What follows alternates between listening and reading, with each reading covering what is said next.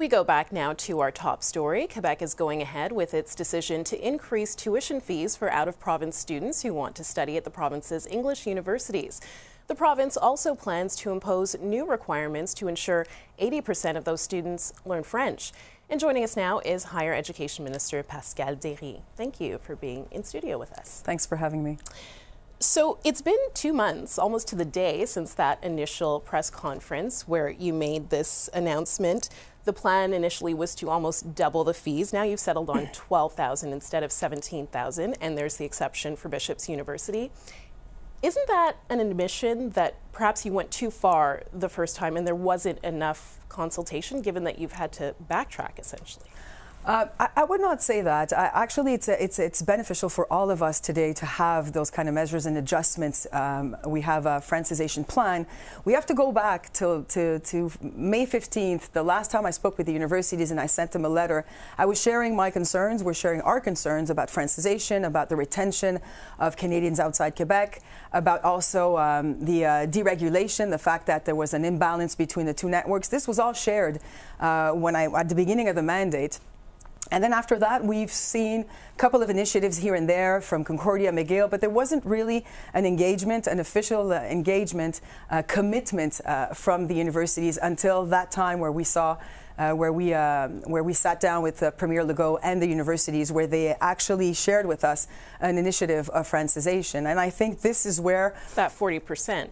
Is that what you're referring exactly. to? Exactly, and that is really a big step, because all along we wanted, obviously, the anglophone universities to francize. I mean, this is a big step for the universities to admit that there's a decline of French in Quebec, particularly in Montreal, that they want to commit to francize the students on campuses. So for us, it's very important, and I took that opportunity to analyze, obviously, that Francization plan, and we thought it was not as ambitious. I mean, it was 40% in a timeline, in a 3 years timeline. There was a lot of things, imprecisions, and we asked for clarifications. We had exchanges a few times, and we came to the conclusion to have an ambitious target, which is 80% today. Right, so and I want to pick up on that, because McGill University's principal says, you know, we came to you in good faith. We said we're going to make this change. It's historic. We've never done anything like this before, offering this 40%.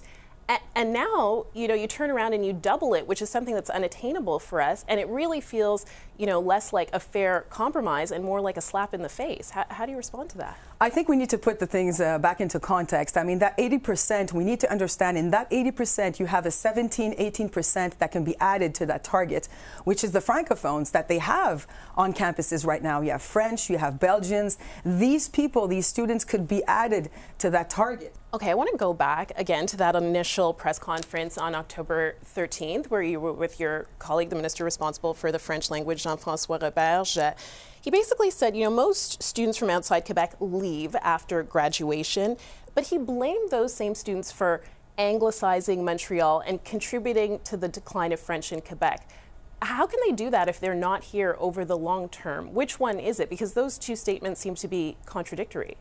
I think we need to understand that the universities have acknowledged that there is a problem of anglicization in Montreal, and they do know that they have to play a role, because when they're here during their program, well, obviously these students do not speak French, do not master French, so they do anglicize Montreal. And I think it's not, we can't see this as an attack to anglophones. It's just but it's really protecting French. I think we need to understand that there is an issue of French in Montreal, particularly in Montreal, and they've acknowledged it, and they've committed to help us francize the students. And I think it's a big step for all of us.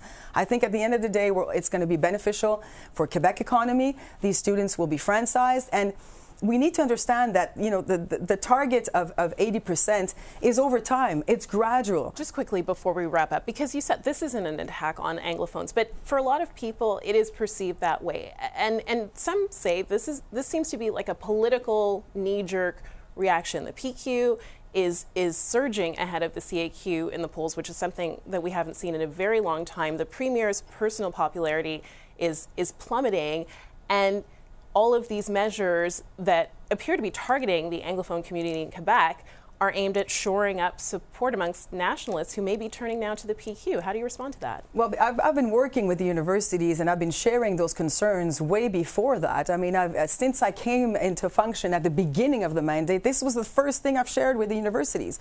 My concern of the French amongst the English universities, again, the Canadian outside Quebec, the retention of these students that were not staying, the internationals.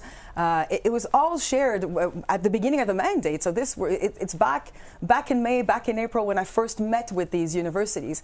So I think it's really related to things and measures that we wanted to put forward, that we wanted to be able to franchise the students, to be able to rebalance the network, because the deregulation measure from the previous government allowed, obviously, the universities, anglophone universities, to make lots of revenues. If it was a private funded establishment, I wouldn't say anything, but it's a public funded system, and I need, as a minister, to rebalance the network. So I'm sure we can work together. As I've told him and as I've said in the letter this morning that was published, I'm ready to support financially, administratively as well, to be able to help them implement all these measures eventually.